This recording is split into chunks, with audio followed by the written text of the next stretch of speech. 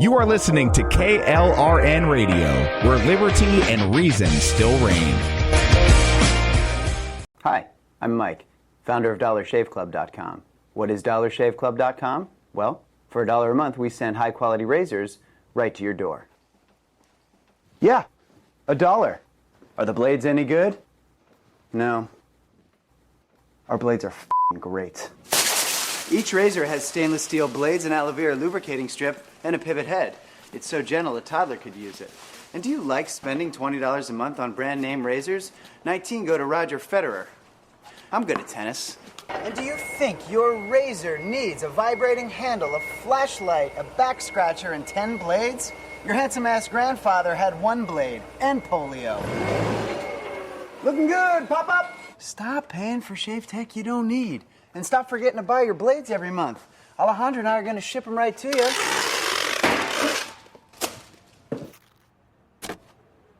We're not just selling razors, we're also making new jobs. Alejandro, what were you doing last month? Not working. What are you doing now? Working. I'm no Vanderbilt, but this train makes hay. So stop forgetting to buy your blades every month and start deciding where you're going to stack all those dollar bills I'm saving you. We are DollarShaveClub.com, and the party is on. I know karate, I know jiu-jitsu, and drive like a gangster when I'm coming to see you, see you.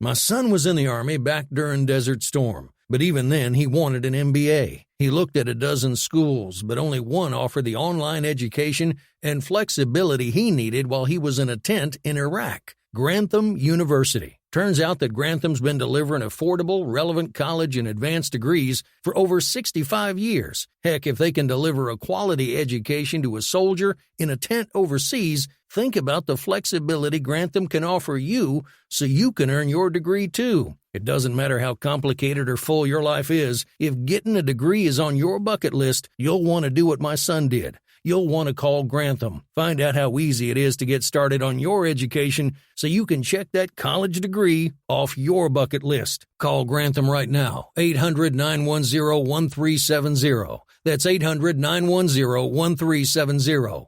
Flexible, affordable, relevant. Call 800-910-1370.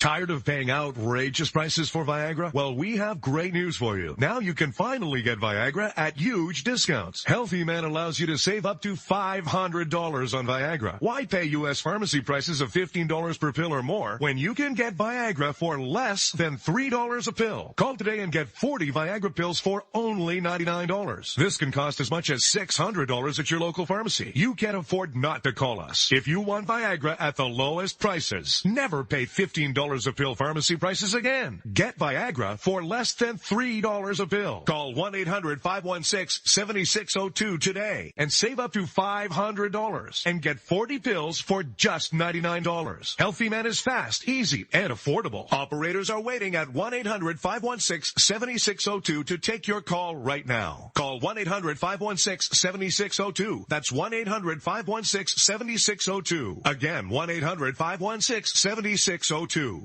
Attention business owners and independent contractors. This is a money-saving message from Tax Mediation Services. If your business owes $20,000 or more in taxes, we can help you today, right now. Listen, dealing with the IRS is no picnic. It's an intimidating and extremely stressful process, and you don't want to go it alone. Our attorneys know every law, every tax break, and every possible opportunity to help you resolve and reduce your tax debt. And if you owe more than $20,000, you may be at the top of their hit list. So don't take your tax debt lightly, because it will not go away on its own. The IRS can seize your bank accounts, your home, and even shut down your business. Call our tax experts today at 1-800-783-0810 and let us deal with the IRS while you focus on your business. That's 1-800-783-0810. Again, that's 800-783-0810.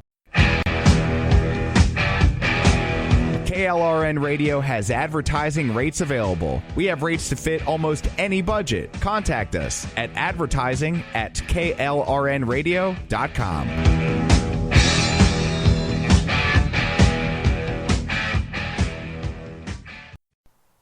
The following program contains coarse language and adult themes. Listener discretion is advised.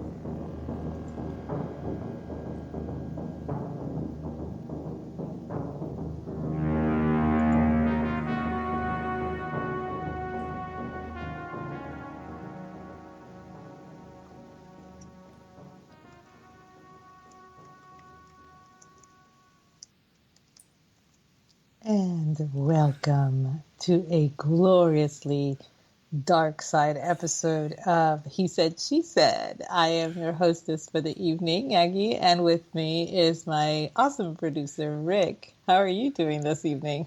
I'm doing all right, I guess. You know, a little freaked out over all this sudden love for AI everybody seemed to have until the other day. And I'm like, I tried to tell you all. I was like, John Connor is watching you and he's not happy. But yeah, no, I'm all right.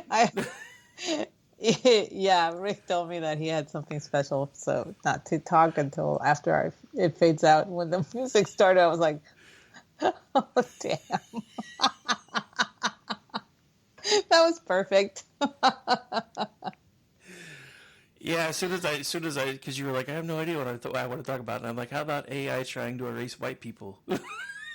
And then as soon as you said yes, I was like, okay, because I was out grabbing dinner real quick. I was like, okay, I'm going to come home, throw this together real quick. And then I ate and then sat there for like 20 minutes playing on Twitter and was like, shit, I forgot to do that. So I went and did it real quick. So it was actually a little bit longer than I intended it to be because I let the he said, she said part play a little bit longer than I meant to. But it worked out because, yeah, you know, for all you people that had love for like AI until like 5 minutes ago, do you want Skynet? Because this is how we get Skynet. I'm just saying.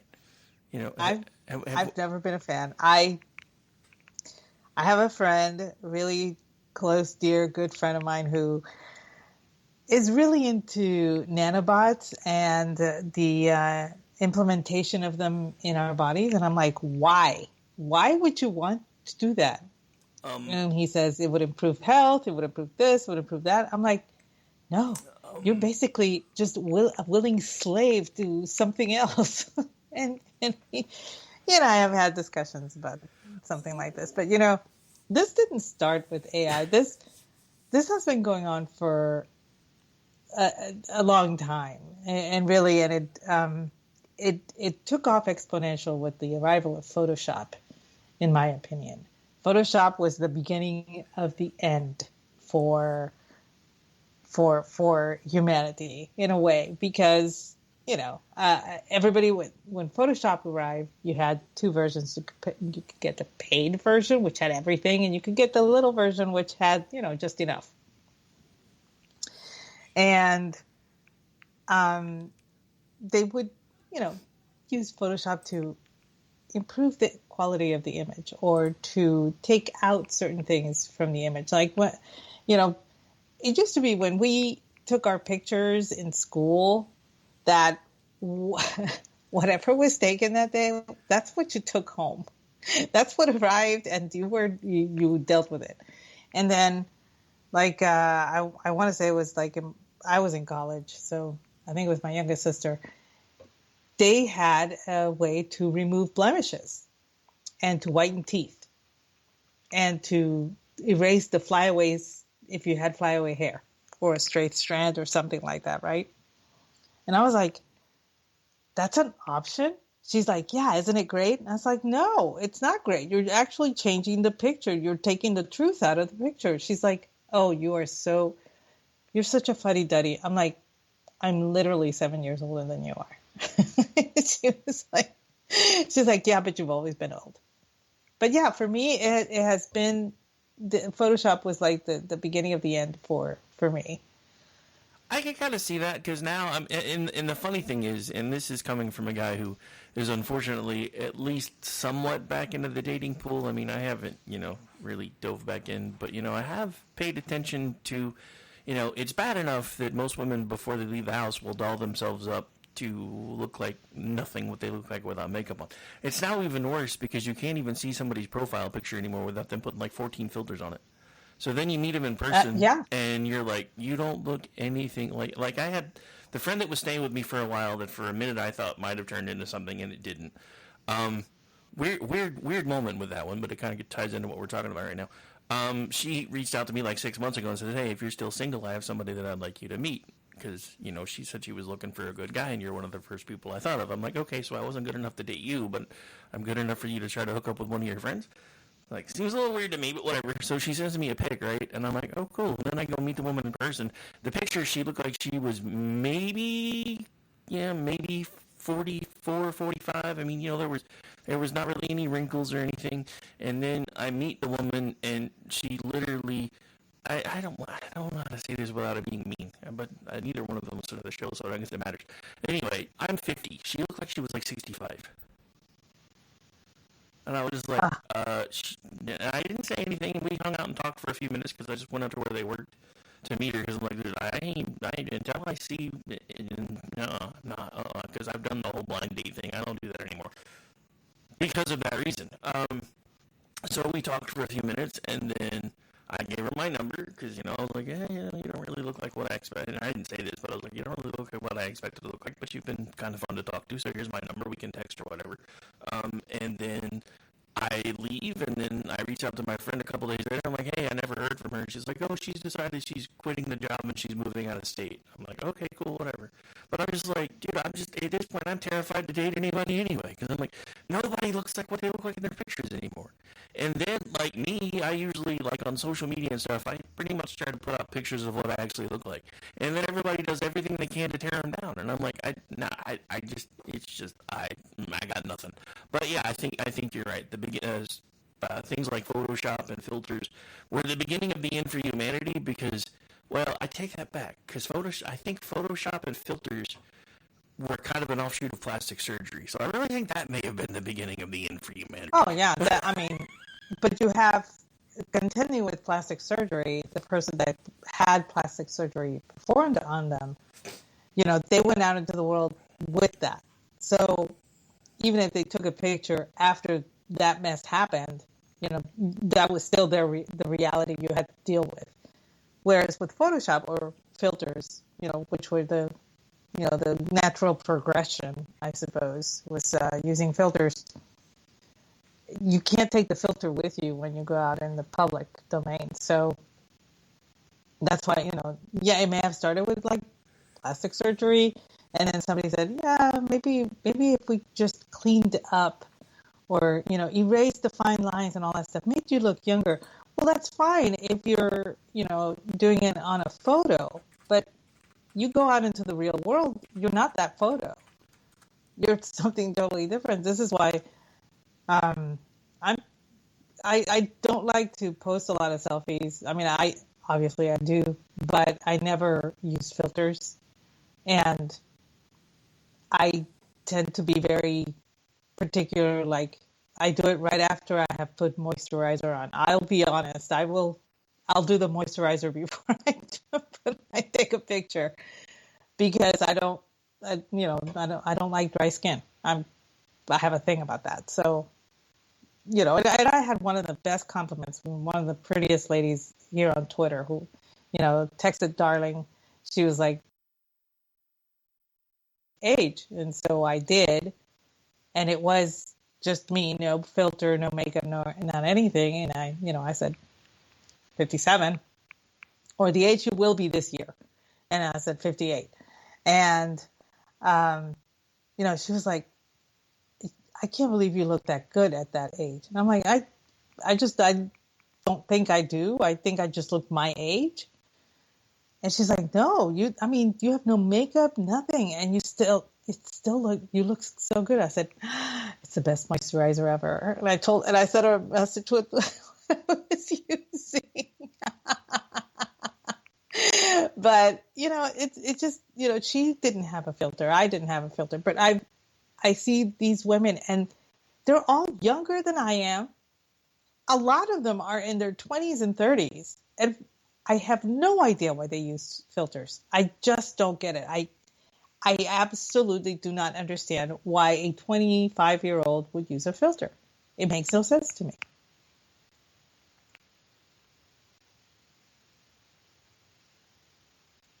Sorry, I was tracking down a technical issue. Somebody was saying we were popping and stuff. So bear with me for a second. It's going to get quiet.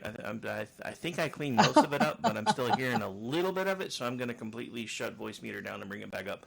So we're going to be quiet for about 15, 20 seconds or so, guys. So just hang on a second.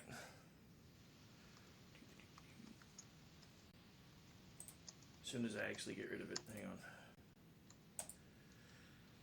I think part of it was I didn't realize I had a bunch of different tabs open because Twitter was being stupid today. So I got rid of most of it, but normally if I do this, it takes care of the rest of it. It's weird, though. I'm not even seeing it anymore. Maybe that's part of the problem. All right. Nobody can hear me right now except for maybe you guys, so hang out a second. Let me bring voice meter back up, and then hopefully that will fix it.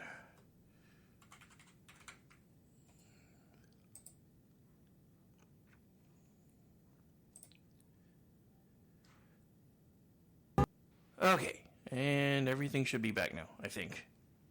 Aggie? Okay, all right.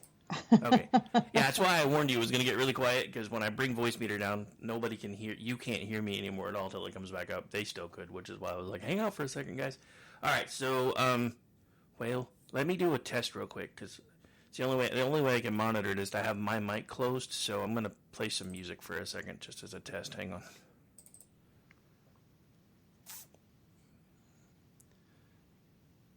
May have some latency going on today too, because for some reason my internet's taking forever to load shit. So that may not be helping either. Alright, so we're going to do a quick test. Hang out for just a second. This gives me a chance to hear everything.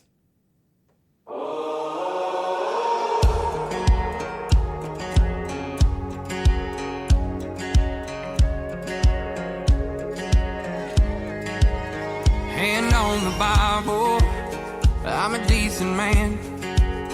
No, I ain't perfect, but I'm learning how to be the best I can. But I got demons collecting dust, and I buried them so damn far.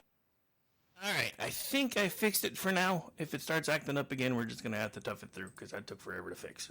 It doesn't usually take that long. But anyway, we're back. We're live. Everything seems to be working again for the moment. So, fun. I blame AI. I think they were trying to take us out. Just saying. It's not outside the realm of possibility. Just like, a duck. They say that, the probability of a duck killing you is low, but it's never zero. So, hey, it's probably like a duck. It's probably AI. Probably. But anyway. But yeah, that's actually one of my new favorite songs. If my life had a soundtrack, that would be my song for 2024. Just saying. Anyway, as we were talking about before the whole choppiness issue, for the life of me, I really do not understand why young people, and it's not just women, I see men doing it too, use filters in their 20s. I don't understand. The weird thing is, the guys that are using the filters are what you and I would call mentally unstable. So, well, that explains it then. Yeah, most men who are very confident in their self-worth, and I'm not saying, confident in their masculinity or gayness or whatever, but just their self-worth, don't use filters. They just don't. I have, like I said, I have many friends who happen to be gay, and they don't use filters. They wouldn't be caught dead using filters. they're like, no, that's not real. It is, and that's what it boils down to. It isn't real. It's not reality. So for people to use filters whenever they're putting their pictures out there for their profiles, for their social media sites, whatever the case may be, you're basically not being truthful to what the package that you're putting out there.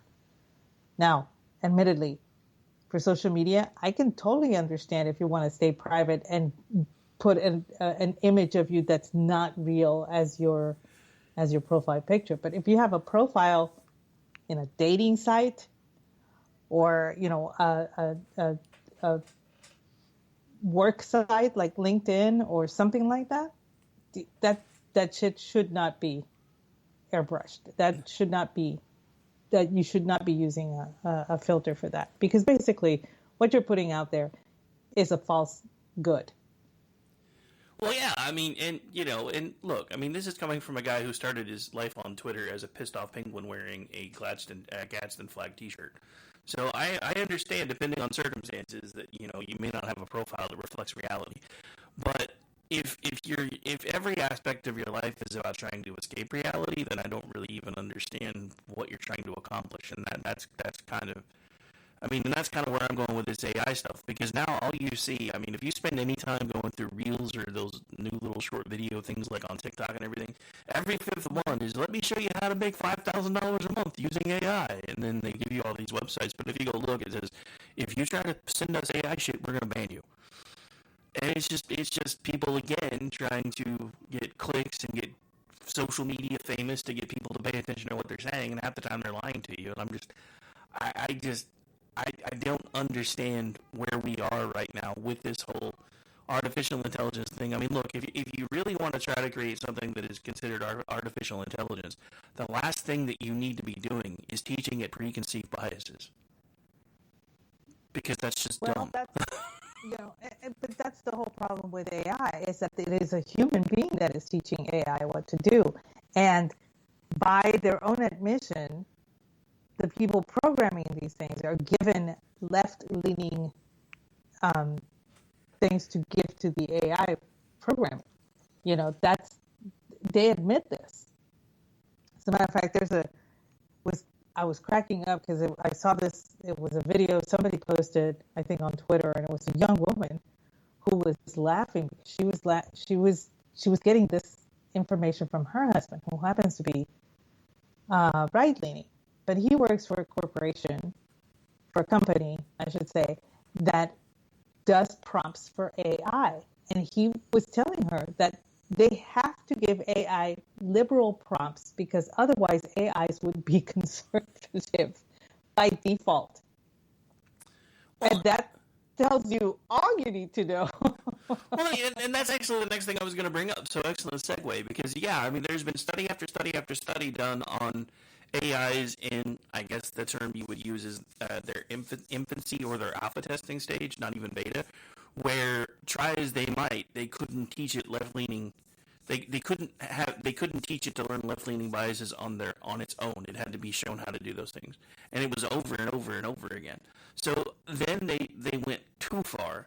And the thing about it is, and if you have questions about whether they're doing this on purpose, just to give you a general idea, there are like 8,000 people that work for Google, 400 voted Republican in the last election. Yeah, so this is true. These things are happening on purpose, but they're happening on purpose because they're trying to teach the artificial intelligence to view life the same way they do. And the scariest part about this is they're teaching artificial intelligence to view life the same way they do, so that they can get validation for their preconceived biases from an artificial intelligence, because they can't get it anywhere outside of their bubbles.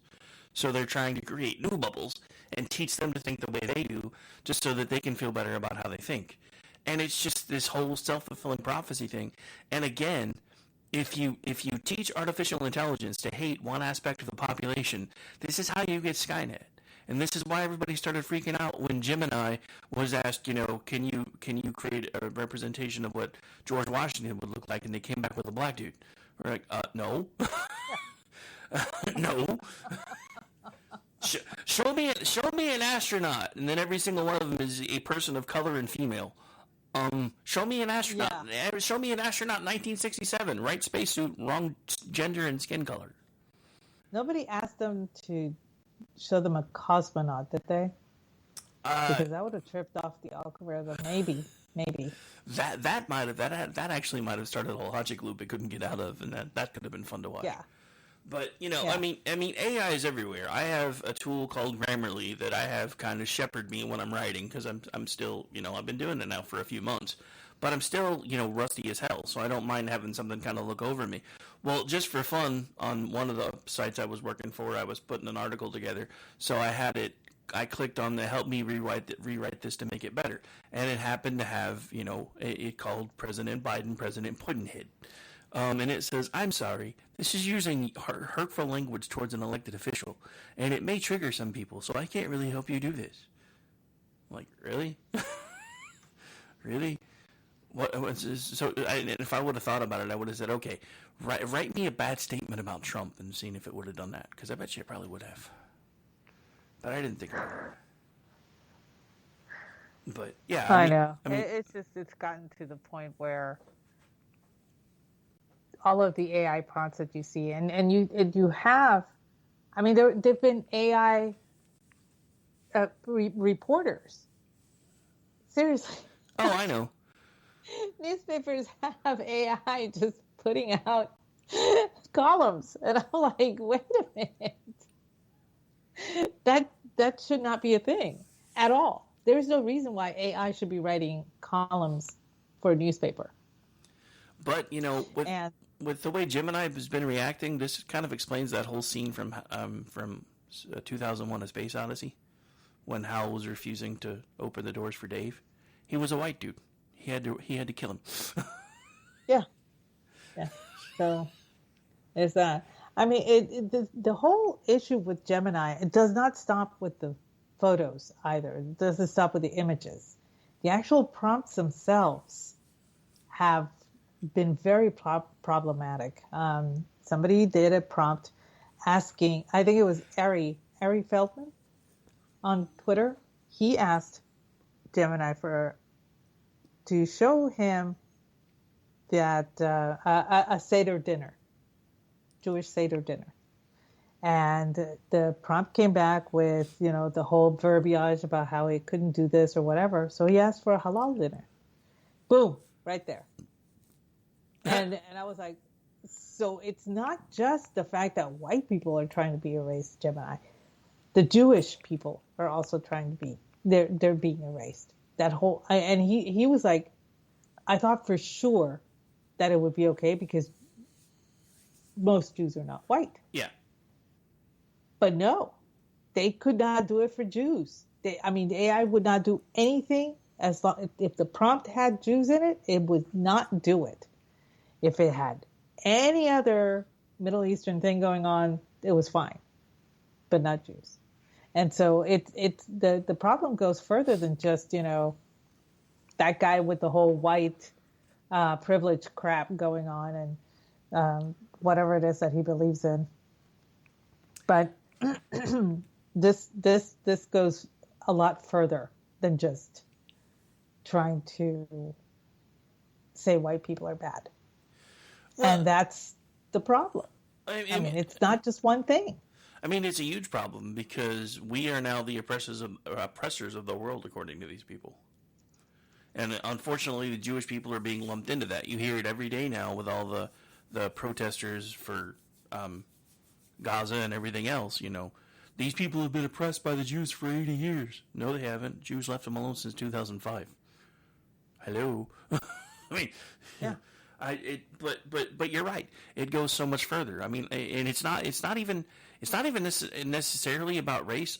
I don't think, unless and this is something because I've seen two different people that did it that got two different prompts, and I'm curious because I never really went to look to see if one of them might have been Caucasian versus something else, because there was a guy that put out one of these things on yesterday talking about how it asked Gemini to put out a paper explaining the benefits of having 4 children or more.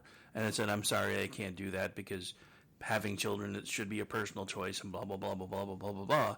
So then 2 seconds later, he's like, okay, put out a paper that explains the benefits of having no children. And it spit that out, no problem. And I was like, well, the benefits to having no children would be you have more financial liquidity, children are expensive, blah, blah, blah, blah, blah, blah, blah. So then somebody else came into his timeline and said, well, I didn't get that result when I asked it about 4 children. And it went in and said, basically said some of the same things, that the number of children you have is a personal choice, but these are some of the benefits of having a larger family. And I didn't think to look at the time to go back and see if the person that got that different response was a person of color or not. Because I'd almost be willing to bet that they were. I was going to ask. I was going to ask. And, it to me, it's just, I personally do not like AI-generated photographs. There's a certain element of danger because they are so realistic and so vivid that people do start believing that this is an actual thing. There's a certain quality to the photos or images that AI produces that, you can tell now, but at the beginning, you couldn't tell that was an AI-generated image. And now it has learned to be a little bit smoother about the image. And it's more realistic now. And it's more difficult to tell from an actual, realistic image that you took on your phone on a walk when you saw a little, butterfly on a flower, that kind of thing. So that is problematic in that there are people out there who are so, well, let's just say they're not smart enough to differentiate between the two. And they're willing to buy into whatever is easier to buy into. And that's why AI can pose a danger. I mean, it's a huge danger. And when you think about the number of kids that are being forced into, because it's the newest fad, mimicking mental disorder. I mean, how many kids that didn't have gender dysphoria do by the end of pretending that there's something else for 6 months to a year? Because they've just done it for so long that they've started to believe it. So one of the biggest issues with AI is we already have such a big group of the population that is completely disconnected from reality. So now AI is presenting an augmented reality, which is another scary thing because Apple has just put out a new product that basically allows you to basically live in augmented reality as long as you're willing to put a 2-pound set of goggles on your face, which I don't know. I mean, if you're wanting to wear those things, you're probably never going to get laid again if you go out in public, but hey, to each their own.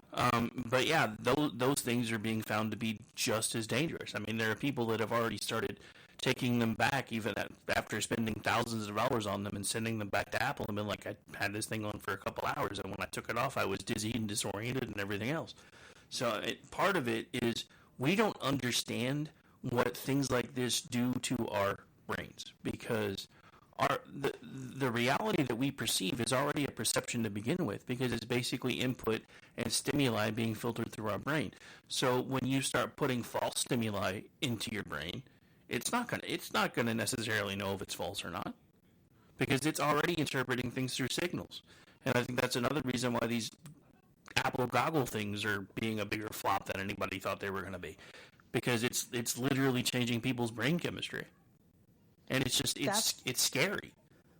That has been an issue with the use of social media, cell phones, tablets, laptops for a very long time. To give you an example, my niece, when she had her first one, I want to say he is now 8, going on 9. One of the things that she did to entertain him was she bought one of those kid tablets that you can get from the learning section or whatever. And I told her, I said, you should not do that. And she was like, but Aunt Aggie, look, it has all of these things, it teaches him the numbers, the letters, it teaches this, it teaches that. I said, yeah, but there's no human interaction. You really should not use that. And she's like, But it's a guy that's telling him this. I said, you don't understand what I'm telling you. I'm trying to explain it to you in terms that you can understand. It has to be a living, breathing person in front of your child telling him this. That's how he will learn better. Well, she did not believe me. She put, and she just basically, that was the babysitter for her, was that tablet. And then, the phone, she would put all these games on the phone just to entertain him, and all that stuff. And it came time to put him in kindergarten, and he was behind. And she was like, well, I don't understand. I said, your son has had such little human interaction when it comes to his speech patterns, his, mannerisms, how he talks, how he communicates with you. He would rather communicate with the tablet than tell you what's going on. I've seen it. And so she started figuring out that, yeah, maybe this was not a good idea. But this was like years of letting him do this, like 3 years of him being completely dependent on the tablet, on entertainment, on that kid's tablet. And yes, there are some really cool things that you can do with the tablet. Like I said, the alphabet, the numbers, the multiplication tables, addition, subtraction, division, all of that, that's fine. But she was not herself supervising or involved with the way he was learning. So it regressed him a bit because he could not, he wasn't social with the other kids. He wasn't social with the teacher. He didn't know how to be.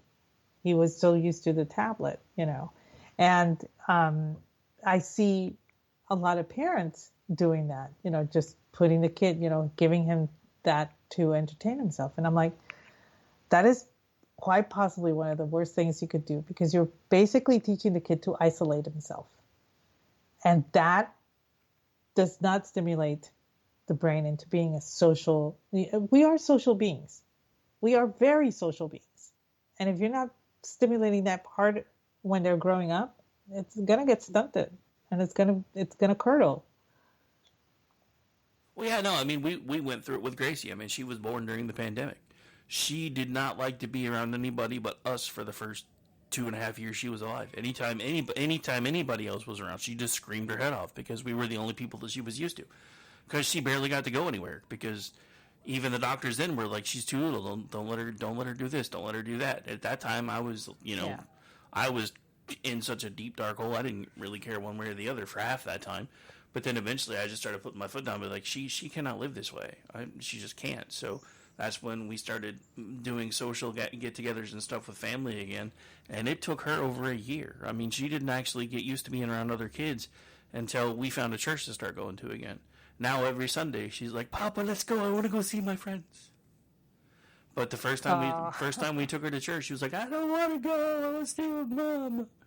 And I told Jessie, I said, you have to take her in there. She has to learn to start being around kids her age. I mean, and that was almost a year ago at this point. Now I'm like, see, now aren't you glad we did that? Because she's about to start school. Imagine how much worse this would have been if we hadn't done this somewhere else. Yeah, that's true. And like I said, it was rather disheartening to see my niece's son. I don't know what he would be to me. I guess my second nephew. I have no idea. But to see him struggle. Different people use different names for it. We call them great nephews and great nieces. I've heard other people say grandnieces, grandnephews. Okay, well, them. Okay, it was hard to see him struggle, and I actually, I volunteered. I said, every day after school, bring him over and he can stay with me for about an hour, hour and a half. And I will just go through everything one-on-one with him and try to get him to catch up and all that stuff. And that's pretty much what we ended up doing for the entirety of kindergarten, to where he was already caught up before going into first grade. But, she was really upset to find out that technology, instead of actually advancing him, actually hindered him. And I said, it's not the technology. It's the fact that he was not interacting with another person. The technology is fine as long as you, as the mom, were there with him to interact and discuss things with him and, it stimulated his brain in different directions and stuff like that. Now she's expecting a new one, so I'm hoping that she learned her lesson, but I don't know. Well, I mean, to look at this, and be completely upfront and honest about it, I think part of what led to this whole thing of kids getting phones and kids getting tablets and everything else is because for the longest time, I mean, I remember when I was a kid, my parents just used the TV as a babysitter all the time. They would just sit me in front of it and turn something on and go do whatever they wanted to do. And I think that happened more often than not, especially when you have people that were younger having kids, because they didn't have the life experience and they didn't really understand what it meant to be a parent, and it doesn't come with a manual, so you kind of learn on your own. So I grew up in a house where if you were 2 or 3 years old and you weren't sleeping, they made you some Kool-Aid with some thick fucking whiskey in it and put you to bed because they weren't putting up with you crying all night. I mean, there were all kinds of things that we used to do that were just terrible for kids. Unfortunately, as technology has improved, that seems to still be the case. But again, I don't think people understand the differences that those light frequencies have with impact to your brain. That's why doctors and everybody keep trying to explain, and I will raise my hand right now because I'm one of the worst people at it. Don't look at a screen a couple hours before you try to go to bed. Turn on a regular light, read a book, do something to unwind, and turn all the screens off. I am one of the worst people on the planet about that, so I am not throwing stones. I'm just saying that we are starting to understand that some of these things that we spend all day staring at are screwing up our brains. So if the device itself is already screwing up our brains, imagine what having an intelligence in that device will do to your brain that is a left-leaning idiot. Well, I don't know if you remember, there was a movie that came out back in the 80s. It was called Looker. No, I don't remember that one. It was with, I believe, Susan Day was in it, Albert Finney was in it, and it was the concept of, these beautiful models and everything, and advertising, and how they used subliminal messaging in advertising, and it's still done through computers today. It doesn't matter where you go on the internet. There's always subliminal signaling going on, and it's really weird because the other day, okay, I'm running all over the place with this, but we all laugh about it, but it's true. You'll mention something, your phone is nearby, next thing you know, there's an ad for whatever you mentioned. It's true. I mean, the phone picks up everything. The algorithms of all the surfing that you do on the internet, it gets picked up, and certain things are sent to you and all that stuff. I mean, seriously, the other day I started thinking, maybe I should switch my eye cream to this. It just came out of nowhere. I wasn't looking at anything. I was literally watching some movie on TV, some romance on Hallmark or something, and it just popped into my head. And I'm like, I don't even know anything about this company or whatever. So I grabbed my phone and I looked it up, and I'm just trying to remember, where did I see it? Why did I see it? Did I see it on Twitter? Did I see it on Facebook? Did I see it on somewhere? And I could not tell you where I saw this company, eye cream, whatever it was that I was looking for, and it was just, it blew my mind because I know it was somewhere and it was subtle, but I couldn't trace it. And I was like, that's how subliminal stuff works, and whenever you're on the internet, it's just, it'll be a flash somewhere. It'll be somebody mentioning it somewhere. It'll be a name or whatever. There'll be a random ad that you have, that you're scrolling by or whatever, but it gets embedded in your brain, and suddenly it takes root, and then it blooms, and then you're like, oh, I wonder what that is. So you go off and go look it up, and you research it, and this is how AI does to an extent the same thing with its prompts. Like what you said about maybe it was somebody of a minority that had said, the benefits of having a family, blah, blah, blah. I mean, it wouldn't AI, surprise when it's me. giving you that information, it's also feeding you stuff for you to act upon. Well, I mean, just to go back to the whole your phone's listening to you thing, within, 2 or 3 hours last Friday after I spoke to you in Spanish, my phone sent me a Spanish reel. Yes. Yeah, so I make a joke in Spanish on the show. I think it was last week. And then Yeah, it was last I'm week. sitting there and I'm scrolling through my phone, and all of a sudden one of these weird, your life is about to change reels that I get all the time now anymore. I don't know. I'm hoping it's the universe trying to tell me something. But this one happened to be in Spanish, so I sent it to Aggie with a bunch of laughing emojis. And she's like, yeah, that one was even in Spanish. And I'm like, yeah, I think it's because I spoke Spanish in front of my phone.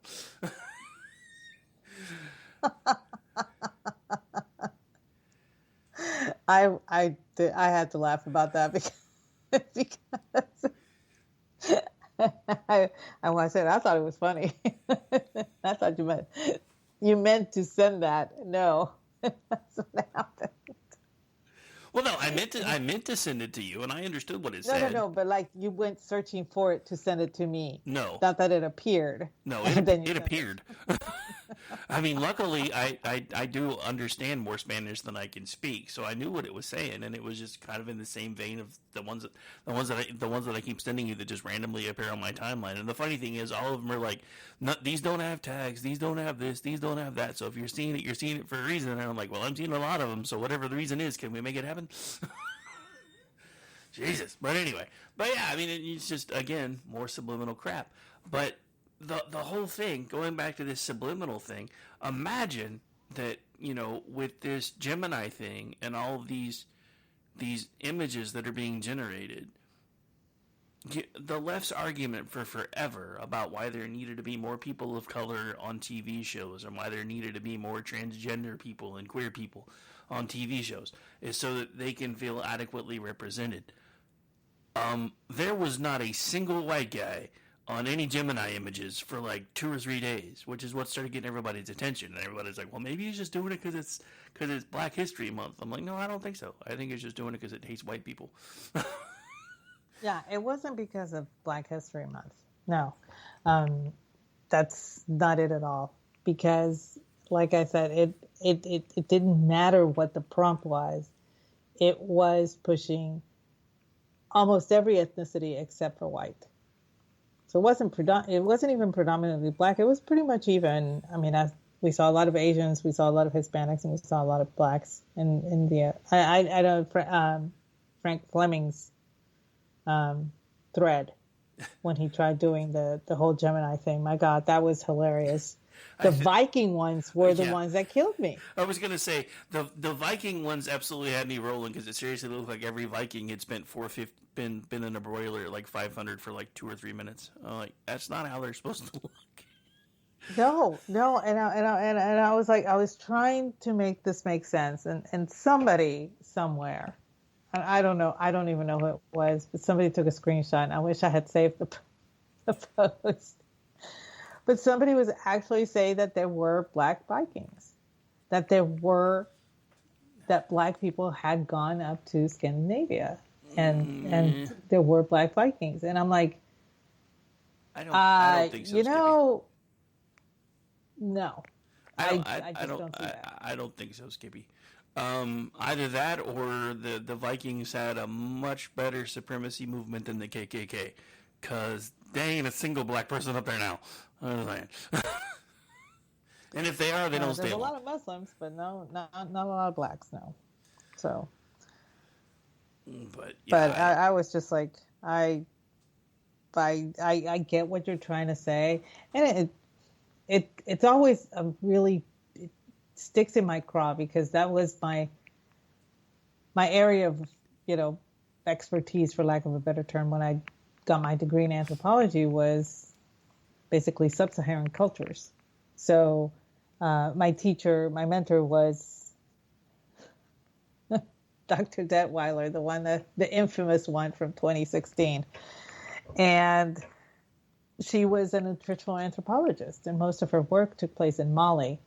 So a lot of the stuff that I learned was about the tribes in that region, and consequently all the way down to, South Africa. And one of the things that really bothers me about the whole situation with the AI is that it was very quick to portray African kings and queens. And I'm not disputing that they did not exist. That is not true. They did exist. But kingdoms in Africa were completely different from what you and I see as kingdoms in Western civilization and in Far Eastern civilizations. It's completely different. But it's not the same thing. It's not the same thing at all. And so one of the prompts I remember somebody asking, it wasn't Gemini, it was somebody, I want to say it was Chat DTP or whatever the letters are. They asked, to write up about African kings and their kingdoms.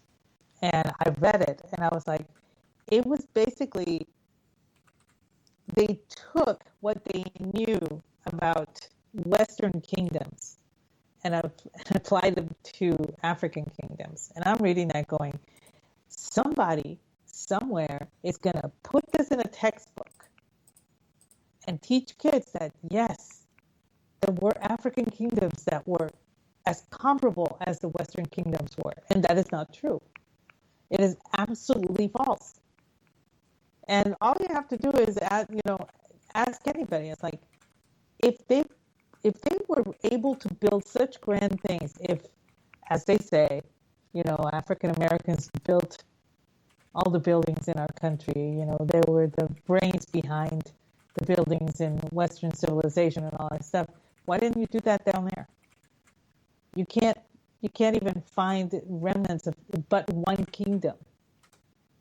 And that's the kingdom of Benin, and that was by design. So everything else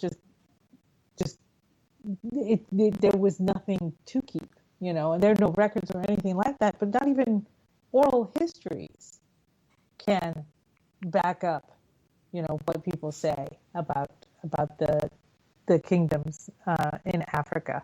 And so you have this opportunity for AI to provide these prompts that people will take seriously, and they will just put up for kids to read, to learn, so-called, and have a brand new history of this entire continent, whose history itself is rich, but nobody wants to acknowledge it because it is rife with violence, and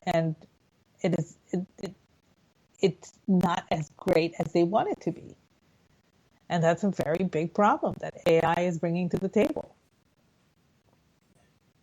So just for fun, because I hadn't even played with it yet, I pulled up Gemini just to see what it would tell me. So I typed in, explain the benefits of having a family of 4 or more children. So apparently they've already worked on this one since it was blasted all over social media, because the answer I got was similar to the answer that the second person posted. And it basically says this: the decision to have a family of 4 or more children is deeply personal and involves many factors. Beyond just benefits, it's important to consider both the potential advantages and disadvantages before making such a life-altering choice. Here are some of the potential benefits that have been associated with larger families. So it goes on to say, for children, stronger sibling bonds, and then it gives a detailed message there. Increased self-reliance and adaptability, exposure to diverse personalities and perspectives. For parents, greater joy and fulfillment, stronger family unit, built-in child care and support. However, it's crucial to consider the significant challenges that come with larger families: financial strain, logistical difficulties, stress and exhaustion. Ultimately, the decision of whether or not to have a large family is personal and depends on your individual values, circumstances, and resources. It's important to weigh the potential benefits and challenges carefully and honestly before making such a significant life choice. Consulting with a financial advisor, counselor, or other professional can provide valuable guidance and support. Wow. So yeah, still leans really heavily into the negative there at the end, by the way. But at least it doesn't just flat out say, I can't answer that question for you because it's too personal.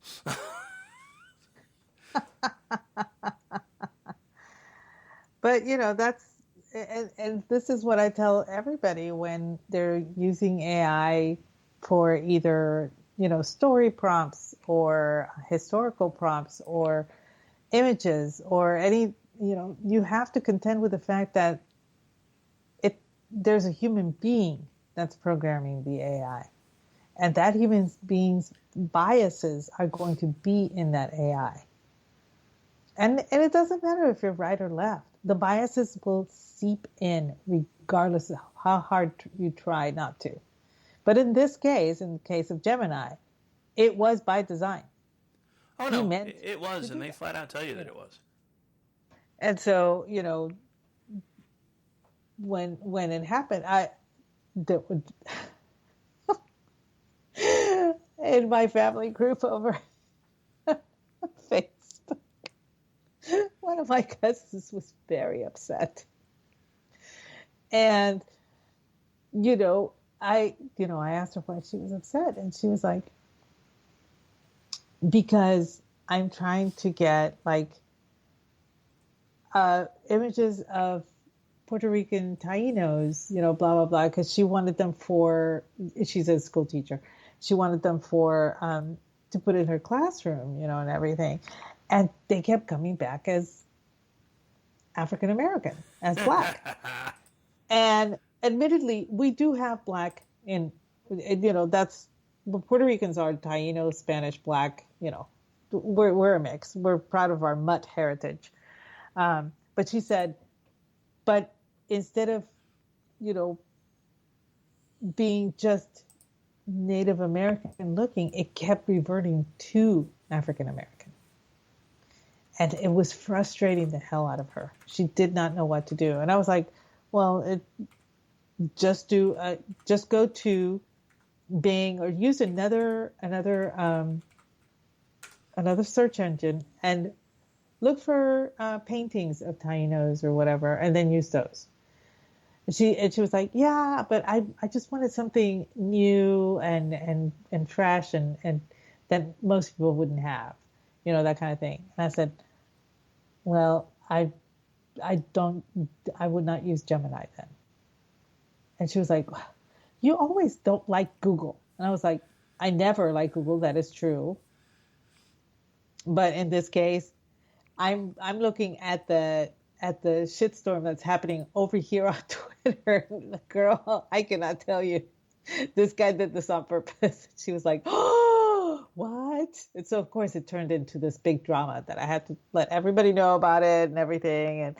And so several of my cousins were like, so the guy purposely was doing this so that white people wouldn't show up? And I was like, yeah, it turns out that's what he was doing. And of course, one of my cousins is extremely left. And she was like, you have so many conspiracy theories. This is all in Spanish, but this is where she was going. And, you can't possibly say that's his fault and that he meant to do that. I said, I didn't say it, he did. And I said, I'll even put you, I took I sent them the tweets and everything that I found. And because they go over there, you can hit translate post. So they translated each one. They were appalled. They really did not know that such people believed in the whole systemic racism crap. And honest to God, they didn't know that. They had absolutely no idea that crap is going on over here. It's very insular in Puerto Rico. They just pay attention to their own problems. I don't blame them. But for my cousins to be like, but he's white. That was the first one, but he's white.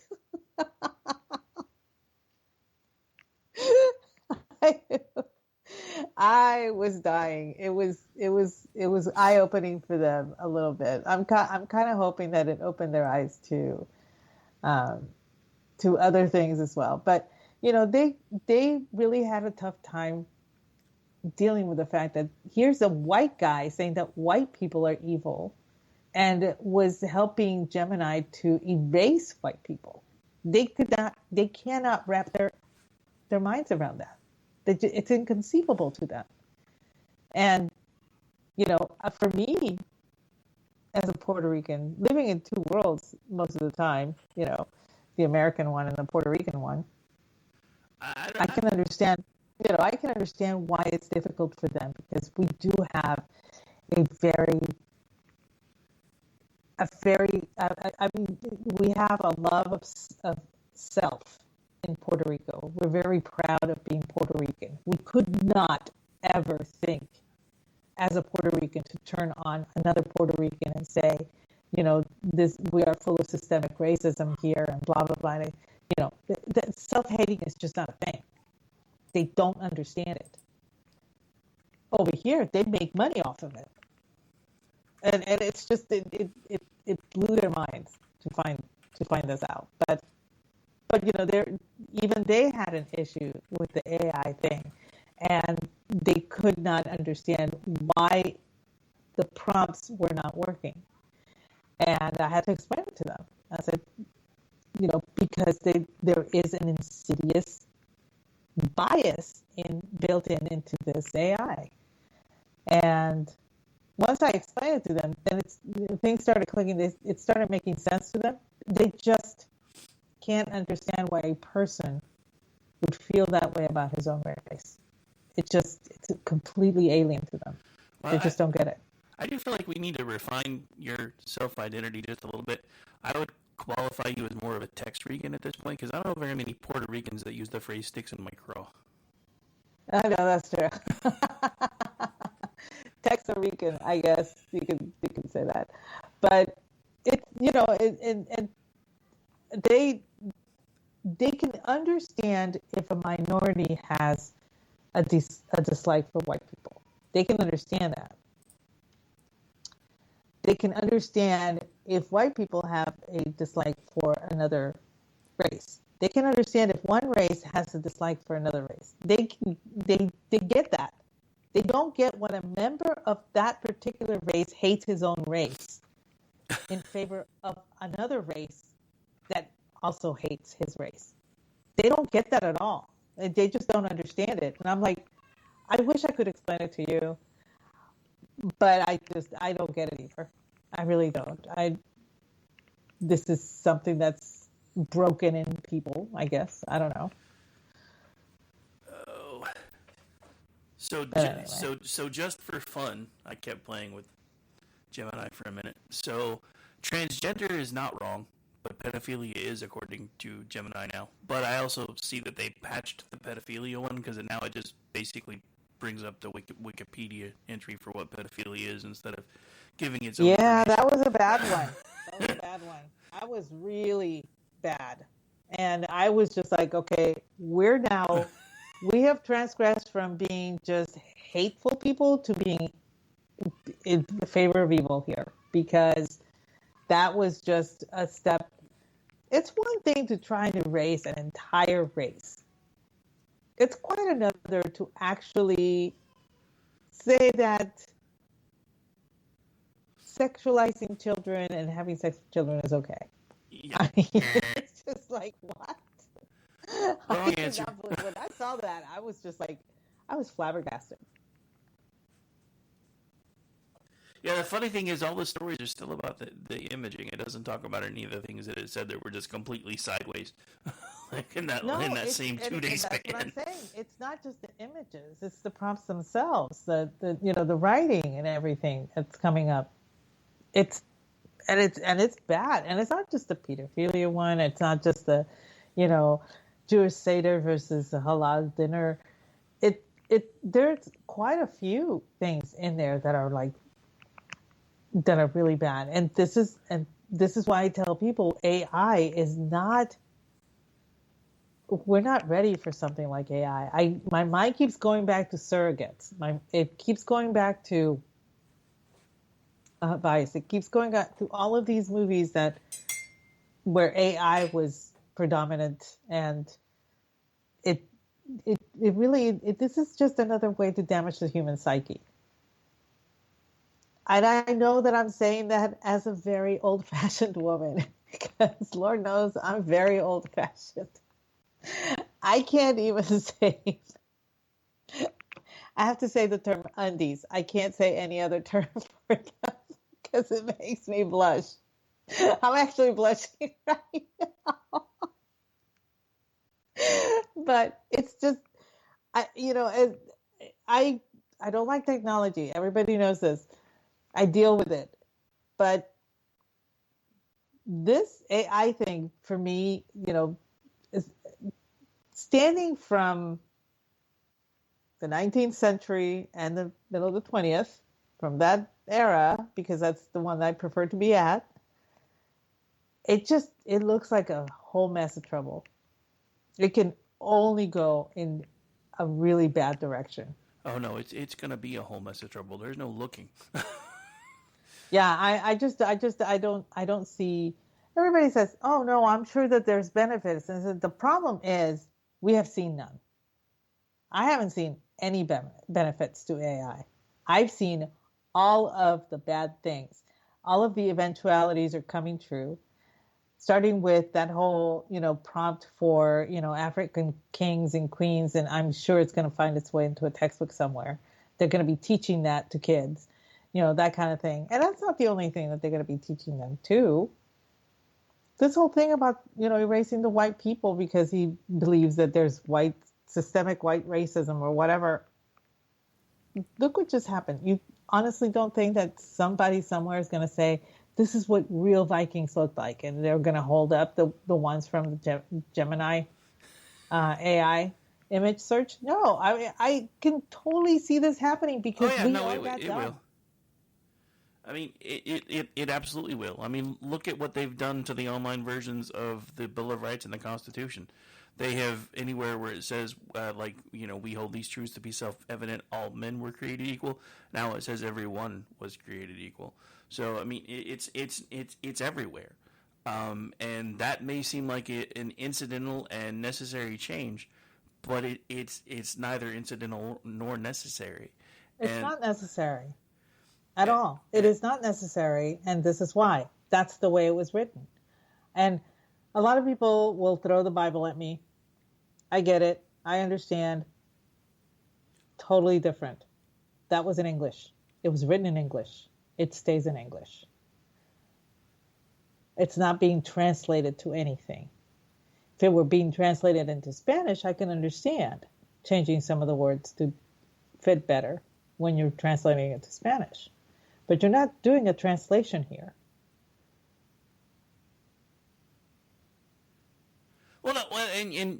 Since you brought this up, these kind of things have been going on for a long time, and that since you brought up the Bible, one of the verses that I've been looking at a lot lately, because I've realized that I keep wading into religious discussions on Twitter, and everybody's like, "You're being rather hostile," and I'm like, "Yeah, but there's a reason."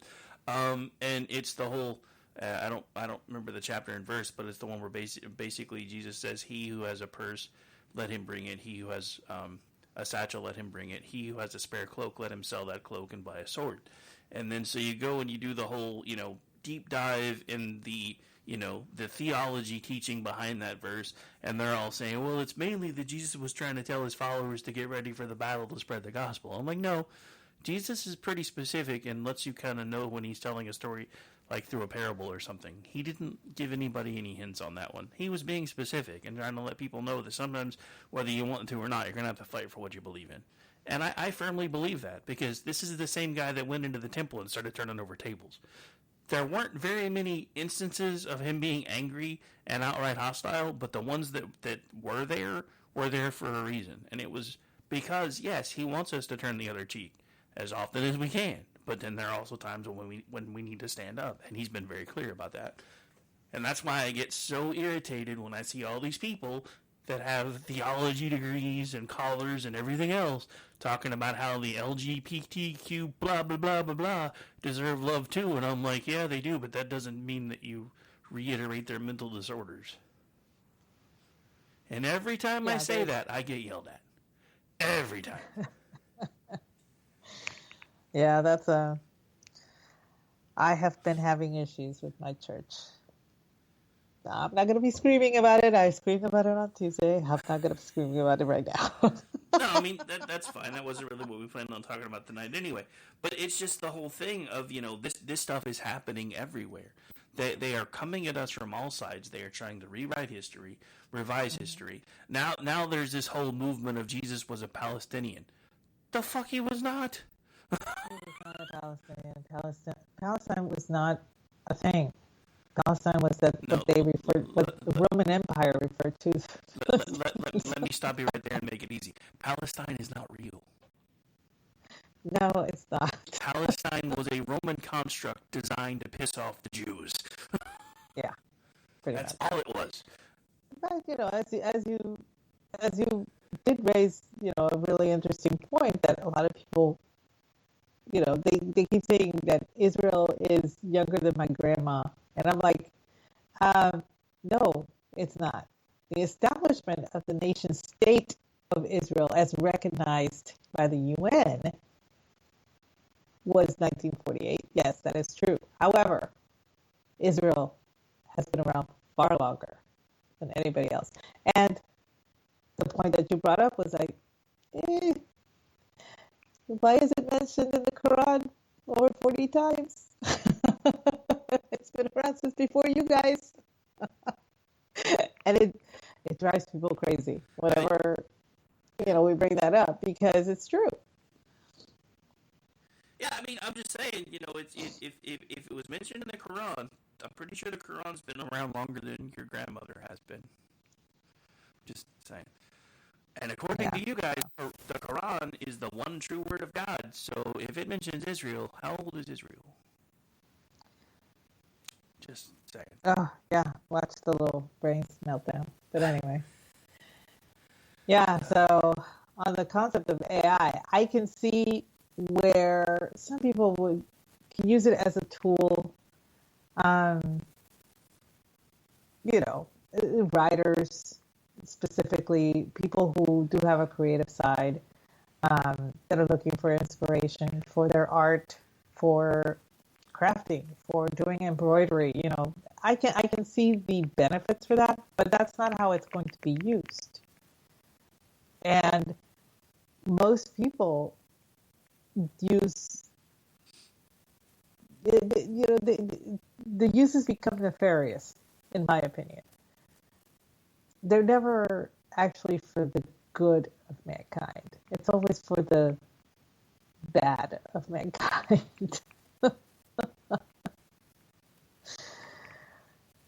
This is why I just want, I'm done with SMOD. The earthquake needs to hit. I need the super caldera to erupt right now. I don't know. SMOD's been such a letdown. Very, very much. I need the super volcano to get its act together.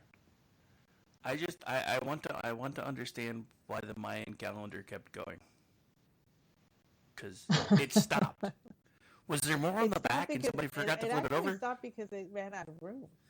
Well, I mean, a lot of people don't know, but they just ran out of room on that specific tablet. Now, that's not to say that there isn't another tablet, or more, actually. A lot of people don't know this, but there are so many other ruins that have still to be, explored, dug up, and everything down there. Couldn't they have put something at the bottom of please see tablet 2, something, so we didn't have all this, oh my god, we're only going to be here for this long, because... The concept of continuing or page 2 or anything like that is actually relatively new. Oh, see, this is what I get for trying to have this discussion with an anthropologist, because now you're being all factual. It's actually a really new thing. Even when Beowulf was written, there were no numbers on the pages.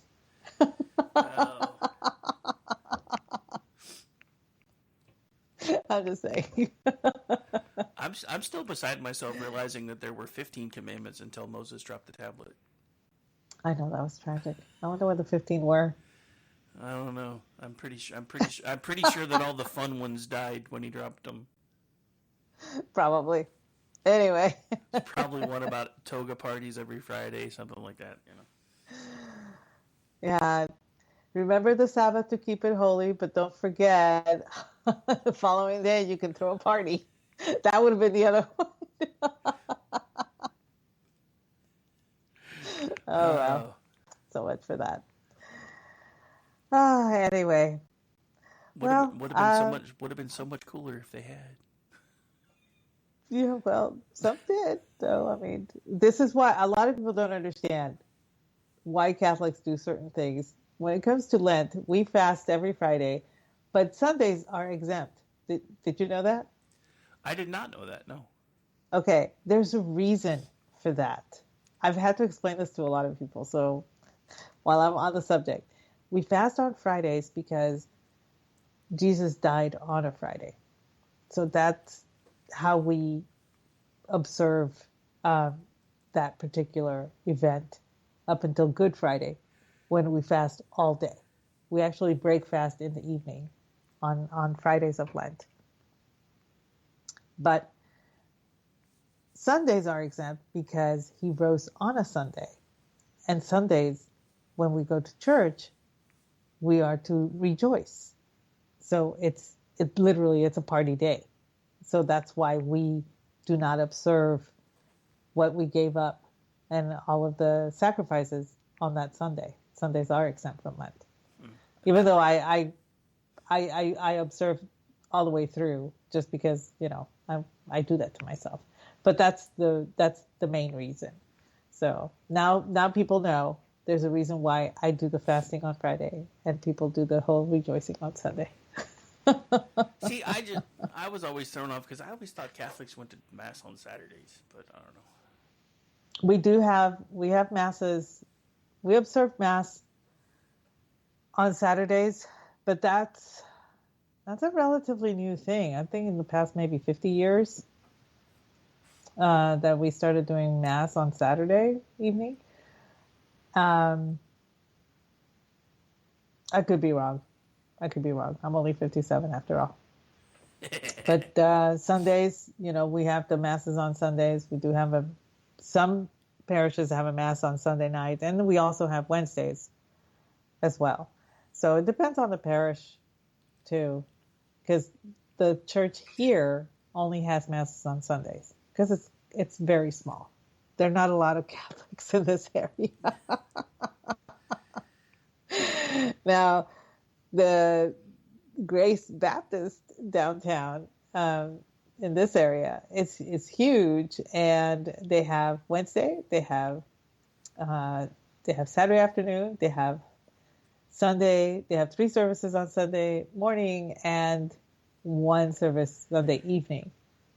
So, I guess it's because there's a lot more people that attend the church.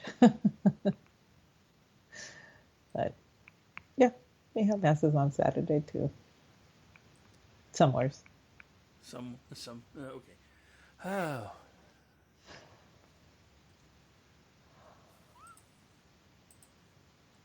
Oh, okay. Well, I'm pretty much I was done. gonna say you sound kind of tired all of a sudden.